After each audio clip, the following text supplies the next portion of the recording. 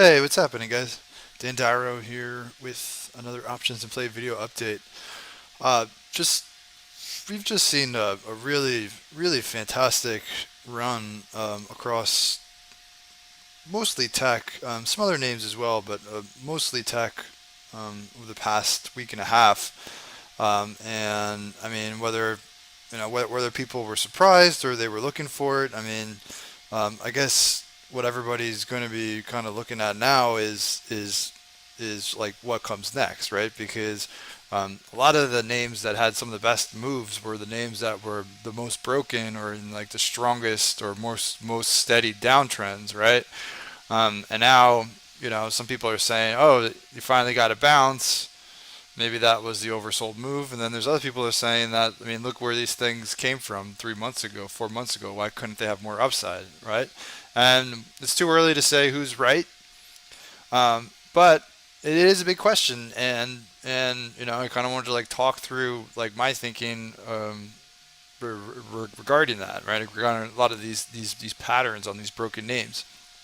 Um, so two that come to mind, Square, uh, and I guess they're both kind of similar, but I mean I'll just like talk through them. The thing that was interesting about Square this time is that Square actually had a decent quarter in February. So not all of the broken stocks had horrible quarters, but a lot of them remained broken even after decent results. So Facebook had a decent quarter and a really strong move, but you could see it failed directly at the 50 day, and then it just started to roll right back down. Kind of back into its trend. Looked like it was about to like chop around and maybe start to resume its slide into like the 80s or the 70s. The bounce came right at a great time because the stock looks susceptible. It got through the 8 EMA, it got through the 20, and then it hit the pause button right at the 50 day. So when it finally broke, I mean, not only was it a strong move, but you can see here the volume was great, right? And it had that fast extension above the previous high, and now it's chopping around. So what I'm looking at, and this is going to apply to a lot of these types of patterns, can they hold higher levels? Can they stabilize and allow moving averages to catch up? And then once those moving averages catch up, does that set a higher floor, right? Because that's really what it comes down to.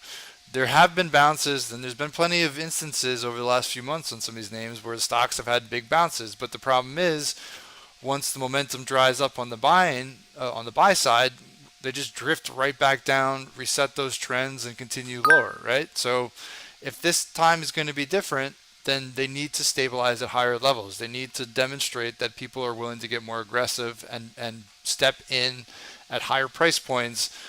So for Square, I mean, you could either look at the February, late February, March high, right around like high 120s, 130, or you could wait more time wise to see if the 8 EMA catches up, starts to turn into support. 20 days turning higher, maybe wait for the 20-day, right? And if those moving averages go from a resistance, right? So they were steady resistance for months. If those start turning to support, that could be a change of character, signaling a change of trend. Maybe that's signaling more upside, right? Facebook, you can see similar but a little bit different. So obviously Facebook didn't have good earnings this quarter, right? Stock got absolutely destroyed when reported, and it was just steadily getting hit up until the beginning of last week when it bounced and then started to turn the corner.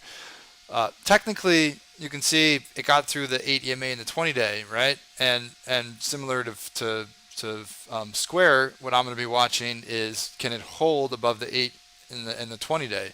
Now, in terms of like options and like trading, like these are the types of setups where I might have a little bit more of a tight leash, right? Because whereas Square earnings were decent, gives you a little bit more confidence that there could be a little bit more upside. Facebook earnings obviously weren't decent, so the closer we get to April, the more we get into like earnings season and start to get some companies reporting, like these are the names where people might get a little bit more nervous. If the stock had a big bounce, they're worried about the upcoming reprint, right? You might start to see a little bit more profit taking a little bit sooner. So yes, I'm looking at how it acts when the 8 EMA catches up in the 20-day. Does the 8 EMA start to turn into support? That could be a good sign, and there's plenty of room higher. But versus like name that had a decent reprint, like in in February or March, the names that had bad results that are now just catching a bid. those are the ones I'd probably prefer to have a shorter leash in, make sure I got a tighter stop, because if we do turn lower, those could be some of the names that turn lower fastest, okay?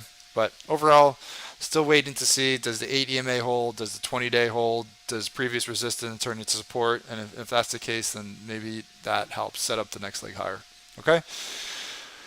So we'll see. These are things I'm looking at. And overall, I mean, I feel like a lot of these names that were out of play for a bit are now back into play. So whether they're going to be longs, like a bullish trade or a bearish trade, at least now they're offering like two-way action, and that's a good thing, because then we can, focus on two-way trades on them again. Whereas for a while they were just down, down, down, down, down, right? So we'll see. So if you like this video and you're looking for more information about swing trading with options and trading some of these tech names, especially as we get closer to earnings, please follow up with the link in the description of the video for more information on options and play. Have a great night. Stay well, and I will talk to you all tomorrow.